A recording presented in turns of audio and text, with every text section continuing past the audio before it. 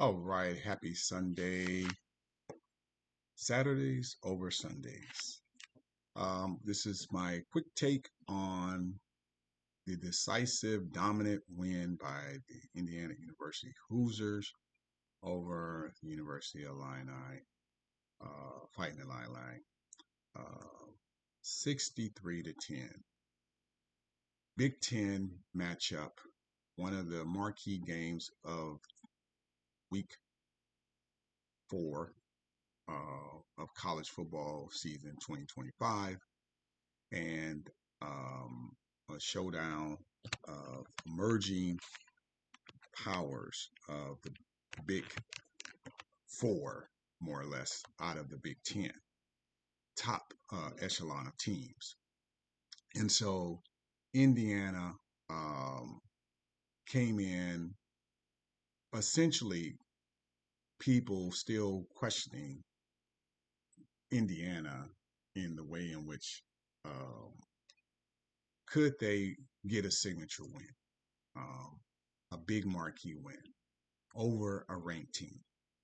That was a lingering question, and certainly that question has gotten answered. Indiana, from the start to the finish, dominant in every way, all three phases of the game. Starting off with special teams, uh, huge game-changing play by D'Angelo Ponds to not only block a punt but recover the fumble of the punt and score a touchdown. And you just see the electricity in the stadium. And there you had it as far as way things were going to go for that game.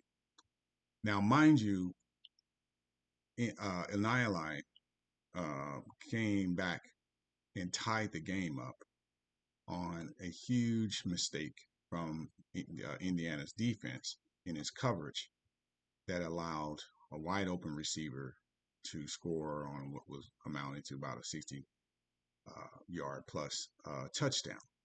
And so, even at that point, though, watching the game myself, I didn't feel that um, that was going to shake Indiana. You know, I at that point just still looked at the game. For the most part, would be a four-quarter game. And then obviously that changed for me watching the game. Um, Probably after they scored those next two touchdowns, and then they were up 21-7, and I just felt like that was the ball game right there, you know. Uh, and then you can kind of see from that point on how dominant Indiana's defense was, just attacking and attacking and attacking on the Illini, and who had no answers for that defense. And so I just felt at that point watching it that they was going to win, have a huge win, and something in which they proved they did. And so it certainly puts Indiana now. I would expect that they by the time this thing pops up, the rankings will probably be out. Um, and Indiana is going to move up significantly in the rankings, um, and so forth, which they deserve to be. They're playing really good ball.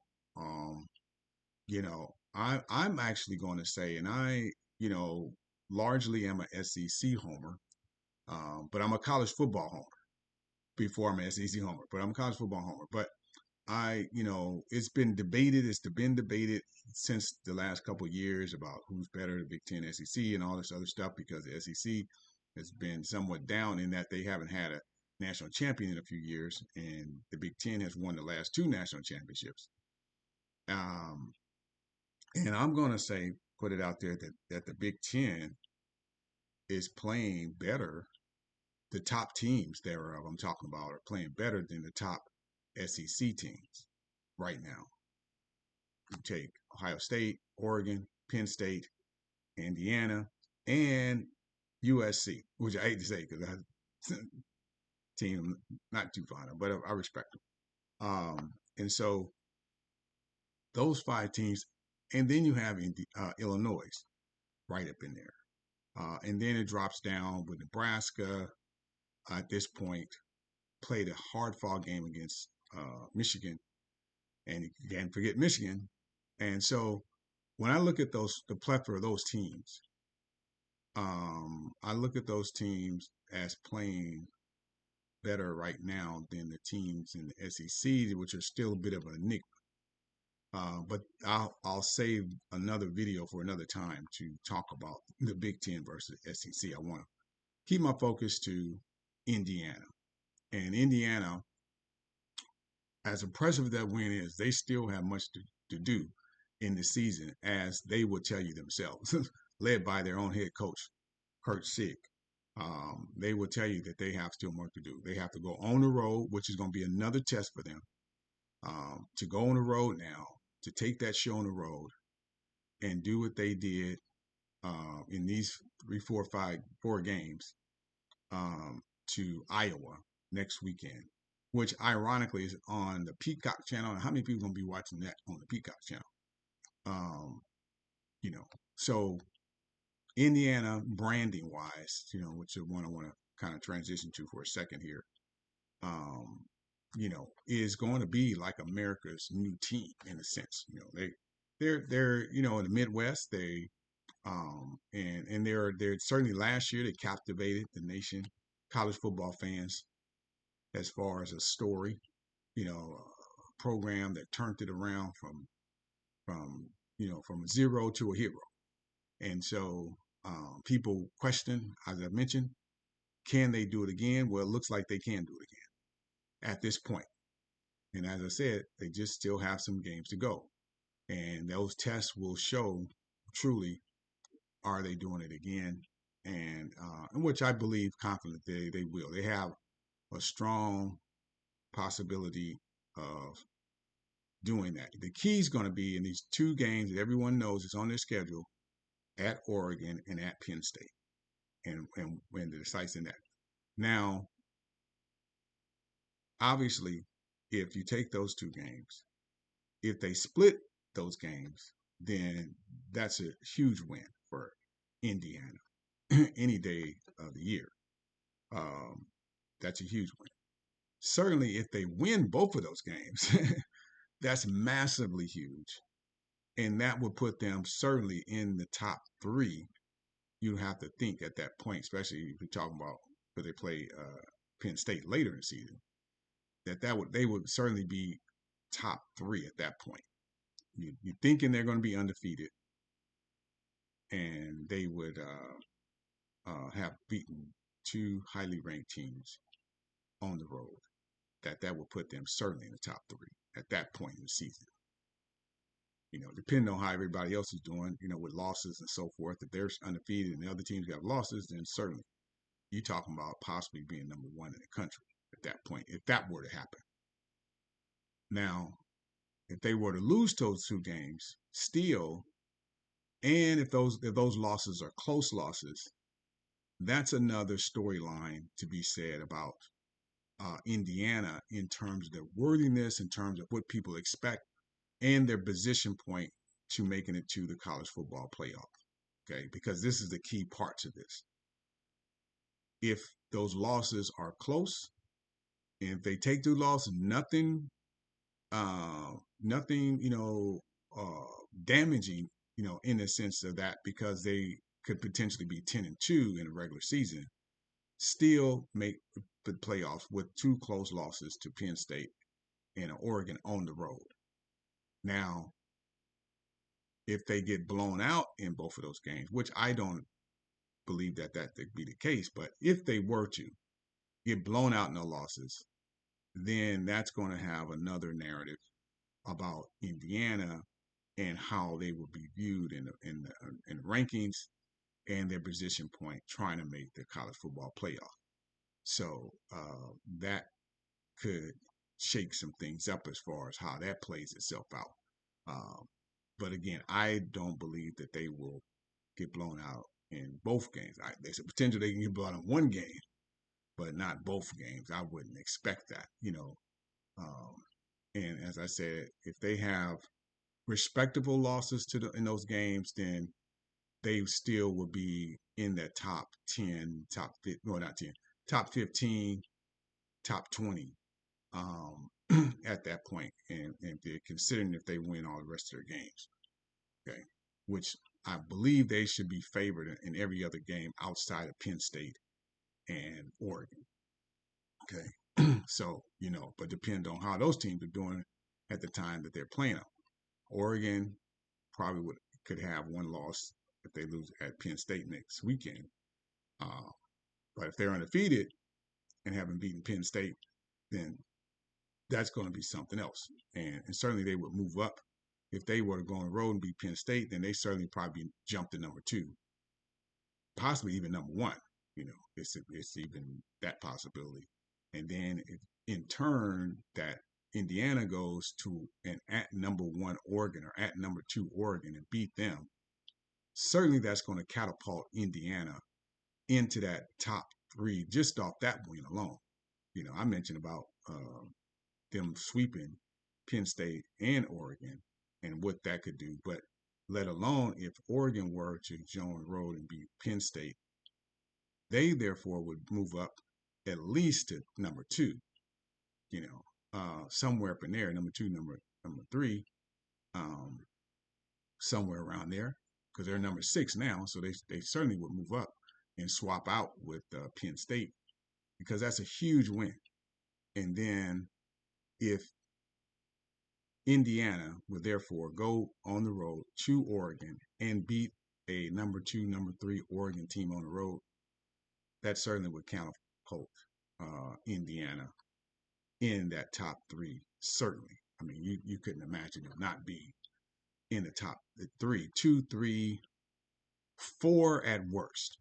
4 at worst. I don't know if there would be I don't know how you can put anybody, put them 4. Who else would you have ahead of them at that point? Because you could imagine if Georgia beats Alabama, Georgia would be 2, 3, somewhere up in there. If Ohio State keeps winning, they're going to be there at number 1. They wouldn't move their spot. And then who else are you going to look at? Because Penn State has lost at that point.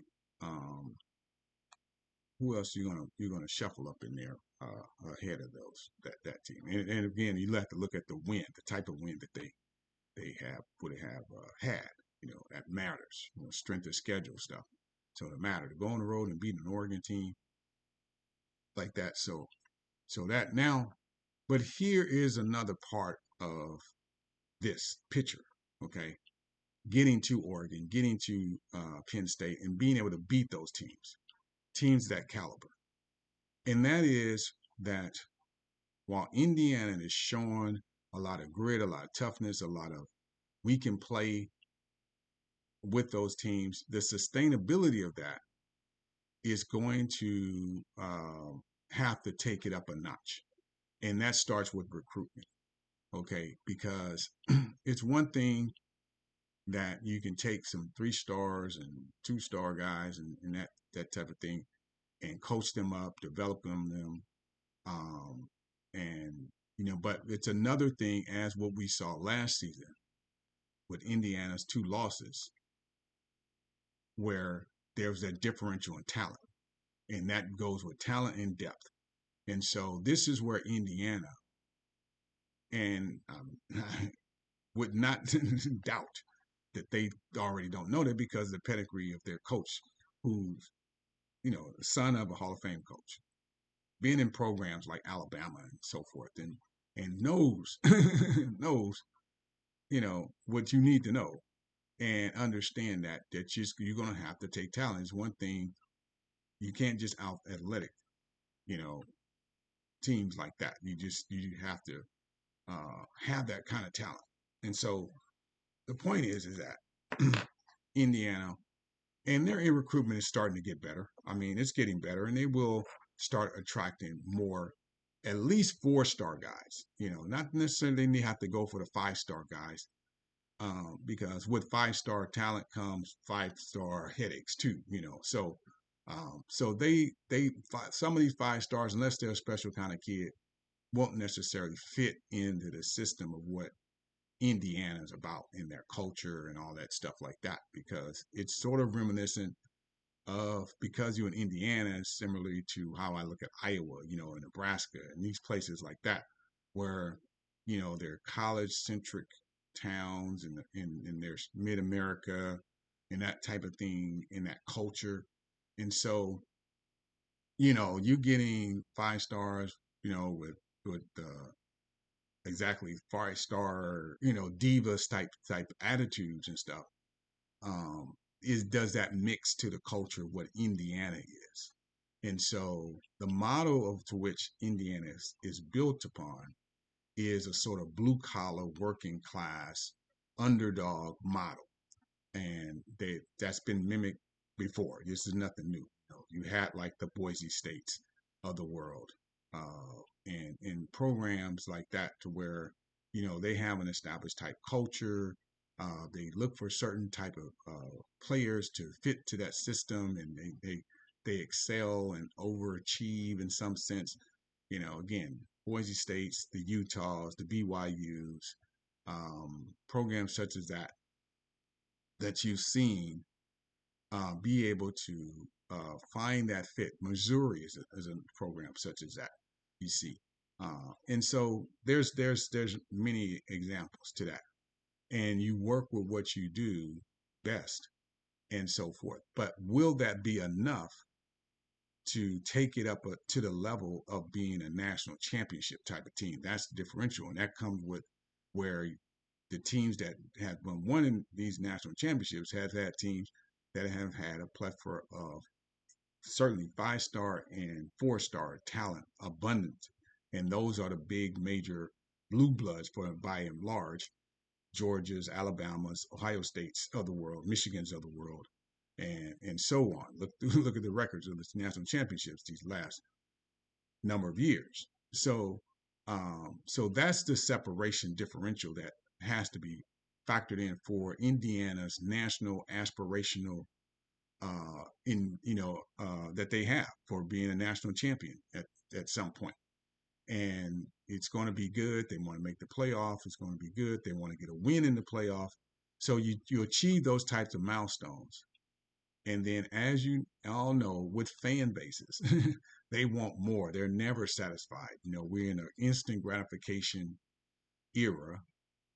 And so the fans are going to want more. I mean, they've already, have had these conversations about this emerging entitlement that Indiana people have about the wins. So you're not winning in a style and a fashion the way the fans like. Go see Dabo Swinney talk about this with Clemson and so forth. So fans get spoiled, and this newfoundness, it's like Indiana's like new money coming into an old money system. Okay. And that old money system is the Ohio States of the world, the Michigans of the world, who've been the dominant in this conference for years upon years. And so they're like the new money. And that new money is trying to find its way, and they're trying to, rub shoulders and do all this stuff to make themselves fit into this type of system.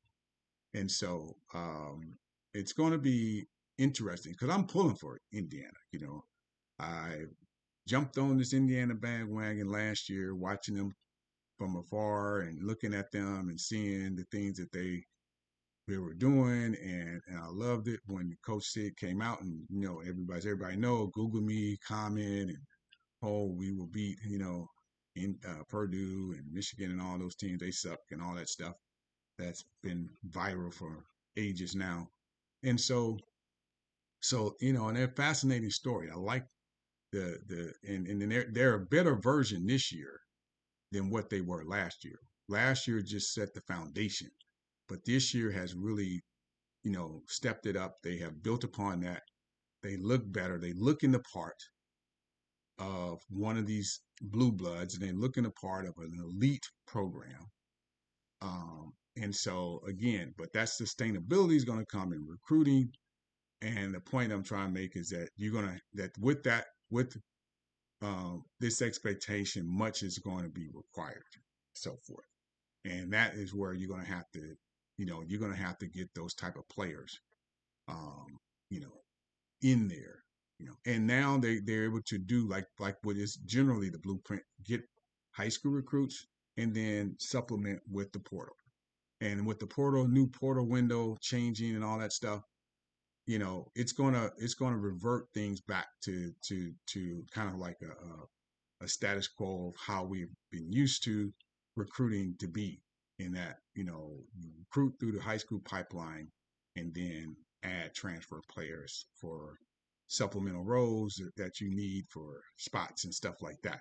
Not this wild west of free agency, running amok, and players are moving like within semesters and all this other crazy stuff that really has you know been not good for college football. And so I applaud the fact that the NCAA finally has gotten some teeth and changed this rule. So great.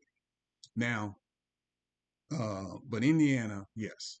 So the big measuring stick is going to come is when you get to Oregon in a couple weeks, and how do they do with that game? Although again we got to see how they going to do with Iowa too, because Iowa's going not no pushover either. Iowa's going to give them everything they have, and it's hard the place to play to beat Iowa in Iowa. So that's gonna be a big game and nothing to sleep on. But I would expect though Indiana to win that ball game. I mean, the way they're playing, the way Iowa's playing, yes, I would expect Indiana to come out of there with a dub.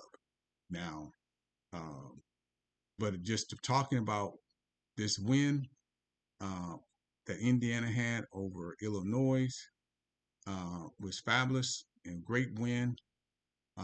One of the most impressive wins of the season so far.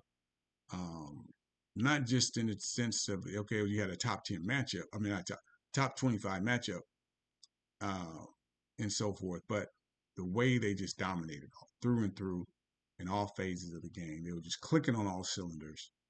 And let's see how they do remaining out, and then we'll have more to assess about Indiana football. But an awesome win for the program and the storyline for college football.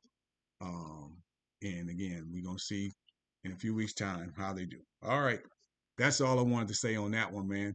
Just to check in with family out here with college football, and I'll be back more coming up. So stay tuned on College Sports more with Rashad B. Thank you so much.